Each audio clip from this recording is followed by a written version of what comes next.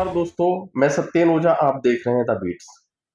आज फिर मैं आपके सामने अपने प्रोग्राम जागो मौका जागो में हाजिर हूं। लेकिन आज का ये मेरा एपिसोड बहुत ही खास है। 14 नवंबर को यानी कल बाल दिवस था। बाल दिवस के मौके पर मैं एक स्कूल की कुछ झलकियां दिखाना चाहता हूं। ये स्कूल एक झुग्गी बस्ती में बना है।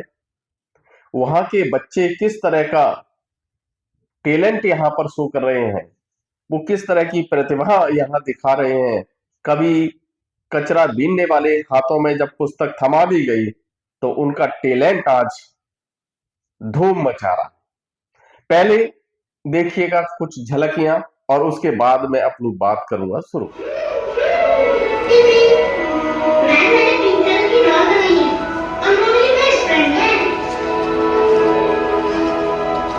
सभी बच्चे अपनी शीश दिखा रहे थे और कौन बच्चे मन के सच्चे छल कपट से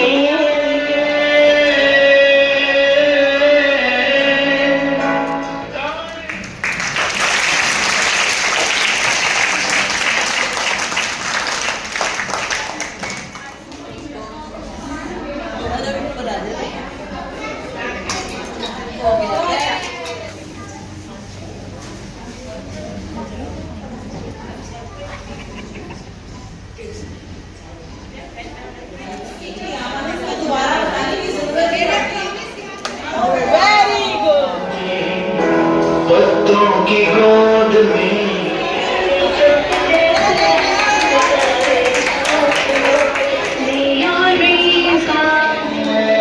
पीछे चले दीवारों में किस्मत अपनी लिखी जाती है, इससे हमको जीने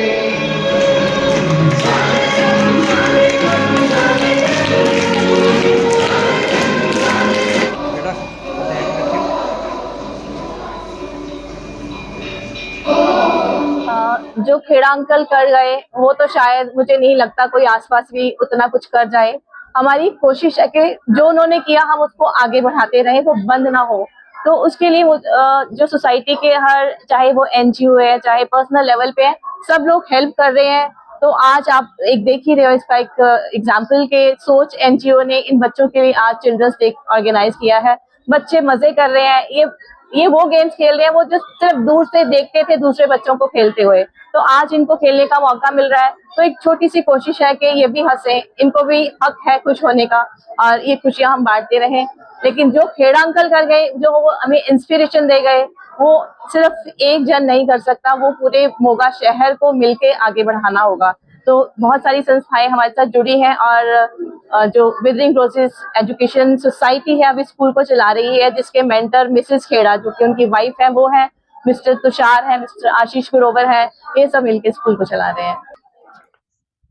अभी आपने देखा किस तरह से बच्चे अपना टैलेंट का प्रदर्शन कर रहे हैं। दोस्तों, ये स्कूल की कहानी बड़ी ही रोचक है, एक पॉजिटिव सोच का प्रतीक है।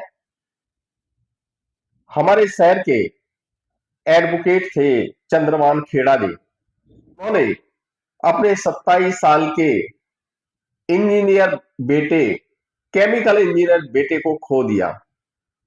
किसी वजह से उनका निधन हो गया। एक जवान बेटे की मौत हो जाए, पिता के लिए कितना दुखदाई पल होता है। दोस्तों, बुजुर्ग अवस्था में कई बार तो पिता निराशा से भर जाते हैं, उनकी उम्मीद टूट जाती है। लेकिन चंद्रभान खेड़ा की उम्मीद नहीं टूटी। उन्होंने अपना एक बेटा खोया तो झुग्गी बस्ती के तमाम बच्चों को उन्होंने अपना बेटा समझकर उस पर काम करना शुरू कर दिया। कुछ समय बाद वे मोगा में सूरज नगर पूर्वी की झुग्गी बस्ती में पहुंचे। वहां रहने वाले लोगों को मोटिवेट किया कि अपने स्कूल के अपने बच्चों को उनके पास भेजें। वो वहीं झुग्गी में ही उन्होंने कहा कि मुझे झुग्गी में ही कोई ऐसी जगह दे दो जहां मैं आपके बच्चों को पढ़ाऊंगा। खेड़ा साहब की बात का उस समय उनके ऊपर कोई असर नहीं हुआ। वो समझते रहे ये तो वैसे ही है, कुछ दिन आएंगे फिर चले जाएंगे। लेकिन खेड़ा साहब जिद पकड़ गए तो एक झुग्गी वाले ने अपनी झुग्गी के पास में एक थोड़ा सा स्थान उन्हें दे दिया। खेड़ा साहब ने उस जगह को साफ किया, झाड़ू लगाई, बच्चों को प्रेरित करके बुला लिया, उनके भी सफाई के अभियान में लगा लिया। जब वो जगह साफ सुथरी हो गई तो वहां पर बैठकर उन्होंने कुछ बच्चों को पढ़ाना शुरू किया। जब भी वो जाते थे बच्चों के लिए कुछ ना कुछ ले जाते थे वहां पे, तो बच्चे थोड़ा सा लालच कहें या आकर्षण कहें, बच्चे धीमे धीमे उनके पास आने लगे। उन्होंने अपने स्तर से ही उन्हें बच्चों को किताब कॉपियां वितरित की। जब देखा कि वहां 10-20 बच्चे आ गए तो झुग्गी बस्ती के लोगों को लगा कि ये तो हमारे बच्चों को खराब कर रहे हैं। खेड़ा साहब तो बच्चों को शिक्षा दे रहे थे, लेकिन उन झुग्गी बस्ती के लोगों को, क्योंकि वही बच्चे हर दिन कचरा बीनते थे, उस कचरे में से कुछ चीजें ऐसी होती थी जो बिक जाती थी और उससे परिवार का पालन होता था, तो उनको लगा ये तो हमारे बच्चे को खराब कर रहे हैं, क्योंकि बच्चे पढ़े लिखे जाएंगे तो ये कचरा नहीं बीनेंगे। तो उन्होंने क्या किया कि पहले तो खेड़ा साहब से मना किया कि आप यहाँ आना बंद कर दीजिए। खेड़ा साहब नहीं माने तो उन्होंने क्या किया, एक बार उनके साथ मारपीट तक करने की कोशिश की, उन पर हमला करने की कोशिश की। लेकिन खेड़ा साहब के मन में तो था कि मुझे इस झुग्गी बस्ती का कायाकल्प करना है, यहाँ पर ज्ञान का प्रकाश फैलाना है। बस इसी सोच के साथ में उन्होंने अपनी धुन में लगातार लगे रहे। परिणाम यह हुआ कि कुछ दिन बाद जब देखा, शहर तक ये सूचना पहुंची कि चंद्रभान खेड़ा एक झुग्गी बस्ती में स्कूल चला रहे हैं जहां बच्चों को वो पढ़ा रहे हैं।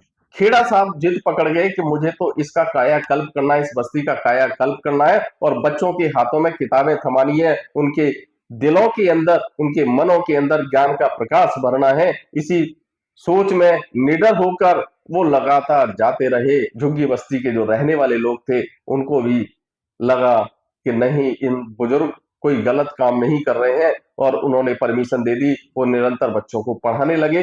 पढ़ाने के साथ साथ वो बच्चों की झुग्गियों में जाते थे, वहां की माताओं को, बच्चों की माँ को ये प्रेरित करते थे कि जब भी वो बच्चा सुबह उनके स्कूल में भेजें, बच्चे को पहले नहलाएं, साफ सफाई करें, उसे अच्छे कपड़े पहनाएं, चाहे भले ही कपड़े जैसे भी हैं उनके पास में वही पहना के भेजें, लेकिन बच्चे वो कपड़े साफ सुथरे पहन के आए, यानी धुले हुए कपड़े पहन के आए।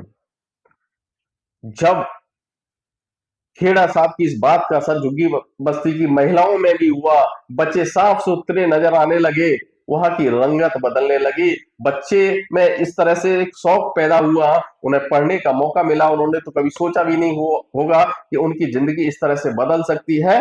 और क्या हुआ, कुछ दिनों के बाद में वो बच्चे पूरा बिल्कुल स्कूल की ड्रेस में आने लगे। उन्हें ड्रेस भी खेड़ा साहब ने कुछ लोगों की मदद से उपलब्ध करा दी और वो स्कूल का नजारा दिखने लगा। वहीं पर एक आंगनवाड़ी केंद्र चलता था, उसे संस्था चला रही थी उस समय शहर के समाज सेवी और वुमेन ट्रस्ट के पूर्व चेयरमैन योगेश गोयल जी उसे चलाते थे। उनकी बिल्डिंग थी, उनकी संस्था की वहां बिल्डिंग थी, उन्होंने उस संस्था की बिल्डिंग में उनको जगह दी। जब एक पक्के कमरे मिल गए खेड़ा साहब को तो स्कूल ने उसे पूर्ण रूप ले लिया। उन्होंने कुछ शिक्षकों को रखा, 5वीं कक्षा तक की पढ़ाई शुरू की, और जैसे सरकारी स्कूलों में मिड डे मील बच्चों को मिलता है उसी तरह से उन्होंने बच्चों के लिए दूध की व्यवस्था की, बिस्किट की व्यवस्था की, केलों की व्यवस्था की। निरंतर बच्चों को दूध मिलने लगा, फल मिलने लगे, बिस्किट मिलने लगे और साथ में ज्ञान मिलने लगा। तो झुग्गी बस्ती के लोगों को भी लगा ये तो अच्छा हो रहा है, और आज उसका परिणाम ये हुआ है कि उस झुग्गी बस्ती के स्कूल से निकले हुए बच्चे आज कई तो विदेश में सेटल हो गए हैं, कुछ हायर एजुकेशन कर रहे हैं। यहां मैं एक बात बीच में बताना भूल गया कि 5वीं कक्षा से जब वो बच्चे निकलते थे तो खेड़ा साहब ने कुछ शहर के स्कूल के चलाने वाले स्कूल के मैनेजमेंट से कांटेक्ट किया और उनसे कहा कि हमारे स्कूल के जो अच्छे बच्चे हैं जो आपके स्कूल में चल सकते हैं, कृपया उनका एडमिशन अपने यहाँ ले लीजिए। कुछ स्कूल ने रियायत की, कुछ उन्होंने समाज सेवी लोगों के सहयोग से उन बच्चों की फीस भरना शुरू किया, जिससे वो बच्चे आज हायर एजुकेशन में चले गए और कुछ बच्चे विदेश में जाके सेटल हो गए। दोस्तों, कचरा बीनने वाले हाथ दूसरे देश में जाके एक अच्छे कैरियर में स्थापित हो जाए, इससे बड़ा कोई उदाहरण नहीं हो सकता है, इससे बड़ी कोई मिसाल नहीं हो सकती है। खेड़ा साहब ना MP थे, ना MLA थे, ना पार्षद थे, लेकिन उन्होंने मोगा की इस झुग्गी बस्ती में जो बदलाव किया वो बेमिसाल उदाहरण है। आज ये बात मैंने इसलिए आपसे की है कि आज जो मोगा की सूरत बदसूरत होती जा रही है, जो व्यवस्थित ढंग से मोगा बसाया जा रहा था, बड़ा व्यवस्थित था, मंडी कहाँ होनी चाहिए, आवासीय क्षेत्र कहाँ होना चाहिए, आज बदहाली की स्थिति में है। और हमारे नेता जो चुनकर जाते हैं, नगर निगम में जाते हैं, वो कहते हैं हमारी तो चलती नहीं है, हम विपक्ष में, हमारी सुनवाई नहीं होती है।